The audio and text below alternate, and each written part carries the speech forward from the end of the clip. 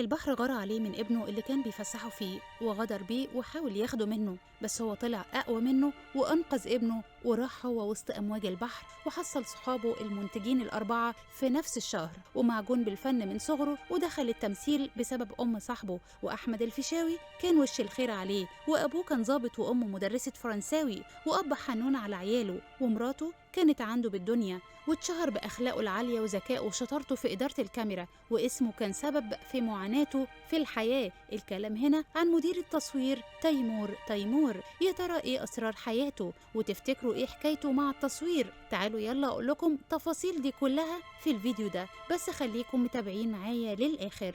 مدير التصوير تيمور خبر رحيله كان من أصعب الأخبار اللي جت بعد رحيل المنتجين الأربعة، واللي يا سبحان الله رحلوا في نفس الشهر السنة اللي فاتت. تيمور كان بيفسح ابنه وسط البحر وراكب معاه في مركب صغير، وفجأة أمواج البحر عليت واتقلبت بيهم، فحاول ينقذ ابنه الوحيد، وبعد ما أنقذه بلعوا البحر لحد ما خلص عليه وكأنه غار عليه من ابنه وحاول ياخده منه، بس هو طلع أقوى منه وأنقذ ابنه وراح هو فداه. تيمور من صغره وهو معجون بالفن، بيعشق الرقص والغنى والمزيكا وحتى الرسم كمان، وأي حاجة فيها فن هو بيحبها، رغم إن عيلته كانت بعيدة كل البعد عن مجال الفن.